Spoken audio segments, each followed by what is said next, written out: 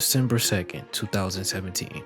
Charles Oliveira was on the receiving end of some of the most gruesome elbows given by a UFC lightweight contender, Paul Felder. So how did he go from this to this? This is the extraordinary rise of Charles "Du Bronx" Oliveira. After losing to Paul Felder, Charles Oliveira decided to go back to Brazil to join Shoebox Academy. He felt that his game was too centrally focused around Brazilian Jiu-Jitsu and he tremendously needed to improve his striking. De boxe e tal. E aí eu vim pro Lima. Quando eu cheguei aqui no Lima, cara, o cara não me cobrou nada, o cara não me falou de dinheiro, o cara não me chegou e falou de porcentagem, o cara não me falou nada. Simplesmente ele falou, mano, só treina aí, vê o que você acha. Vê o que você gosta, se é isso mesmo que você quer. O cara confia no trampo também. Tá ligado? Foda, mano. His first challenge under his newfound gym was UFC legend and Hall of Famer Clay Guida. He made easy work of Guida by securing the guillotine in the first round. After that, Oliveira improved his win streak to 3 by defeating both Cristo Giagos and Jim Miller by decision. The more Oliveira rose through the ranks, the more dangerous he became. He was turning into a premier contender right in front of our eyes. Oliveira faced his first real test at lightweight when he traveled back to his home country of Brazil to face number 8 ranked lightweight Kevin Lee, a relentless grappler who also has the ability to knock out his opponent at any given moment. Lee found success in the first 2 rounds, controlling the pace of the fight with his wrestling and top control. In the 3rd round, Lee recalls going away from the game plan. I didn't listen. I stopped listening. I think the fight was going real good the first 2 rounds. And at the end of the second, I felt like he was breaking. So when I sat down for that 3rd round, I told him, I was like, listen, I'm about to go at him. That wasn't part of the game plan. The game plan was to go 5 rounds. It was to wear him out in the fight. And I felt like that was working. And once the 3rd round started, I just said, F it, the game plan. I threw everything out the window. To be honest with you, I saw the money and I saw the light at the end of the tunnel. So I started throwing the kitchen sink at him and I fought from a place of anger almost. And ultimately, Oliveira capitalized on that and secured a guillotine win. Oliveira was then faced with the task of facing a boogeyman of the 155-pound division, Tony El Kukui Ferguson. As for Charles, this was his chance to become a runner in the title race. Oliveira started off the fight as hot as a stove, taking Tony down and landed punches. To end the round, he put Tony in an arm bar that nearly broke his arm, but he refused to tap. For the next 2 rounds, Charles dominated Tony to win an easy, unanimous decision. Alhamdulillah. First of all, I want to say Alhamdulillah. God gave me everything. Today, I want to say it was my last fight.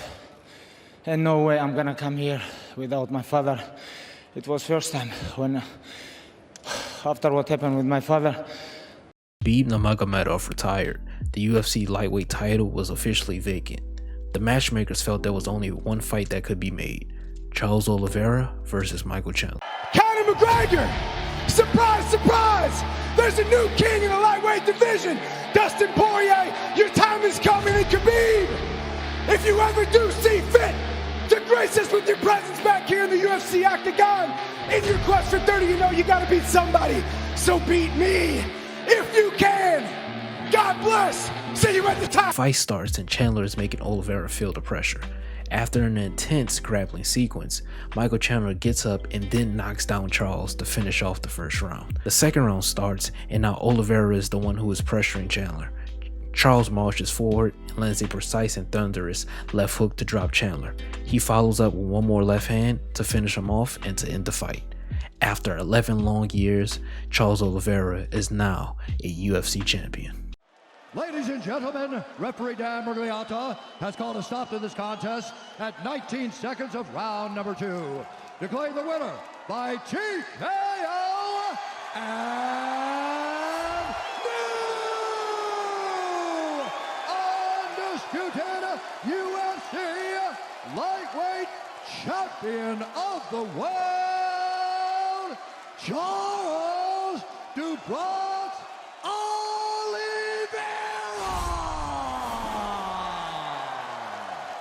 For his first title defense, Charles Oliveira will have to go up against gritty lightweight boxer, lightweight contender, Dustin the Diamond Poirier. And as the fight begins, Charles Oliveira walks forward in the pocket versus Dustin Poirier and that did not go well for him as he did get dropped in that very first round. Fast forward to the third round and Charles Oliveira is still pressing forward, but this time he does have success as he quickly takes Dustin Poirier's back and locks in a standing rear naked choke.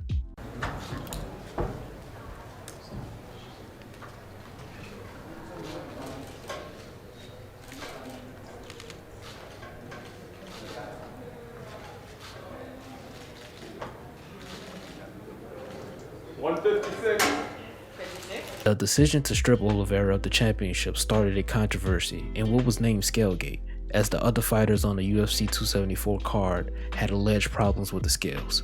The night before, Oliveira had expressed that he was on weight but felt mistreatment on the official scale.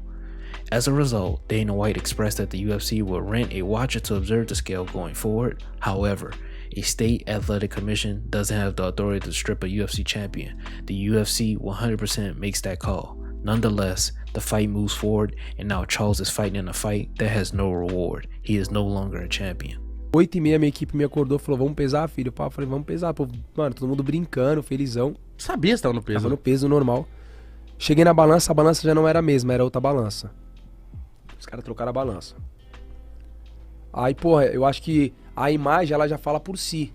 Quando eu subi na balança, 1 quilo acima, tipo, vocês estão loucos, tá ligado? Tipo, não era aquele bagulho forçado, não. Tipo, eu me surpreendi, falei, vocês estão loucos, tal, pá. Só que até o momento ali, tá ligado? Tipo, eu falei, mano, tá acontecendo alguma coisa, tal, beleza. Cara, teve problema na balança, eles avisaram todos os lutadores e eu fui o único que não fui avisado. Então, seja... Então não podia nem correr atrás. Não menosprezando os caras, ou os caras que iam lutar, mas a cereja do bolo era o Charles Oliveira junto com o Dustin Gates. Então acho que essa luta era a primeira luta a ser avisada. Ó, acorda aí porque teve problema na balança, vê se você tá, checa o seu peso. Você imagina, faltando 40 minutos pra pesagem oficial, você tá 1 quilo acima. Pra quem? Tá vindo cortando peso pra caralho. The round starts and Charles looks like a man on a mission, but so is Justin. He drops Charles twice in the first round, one with an uppercut and another with a mean hook. The round continues and they break in a clinch. Oliveira lands a flush right cross on the jaw of Gaethje and secures a rear naked choke to win the fight. Charles may walk away not a champion, but in the eyes of many fans, he still was and is. O campeão tem nome, se chama Charles do Bronx. Pode bater, bate, que não homem que aguenta, rapaz. Nós é iluminado, rapaz. Tá faltando alguma coisa aqui, cadê meu cinturão? He faces a tough challenger next in Islam Makhachev, the protege of former undefeated champion Khabib Nurmagomedov. Many say he will beat Charles, but it's not like the first time Charles hasn't been an underdog. He has one goal in mind, to reclaim what was taken from him, the UFC Lightweight Championship.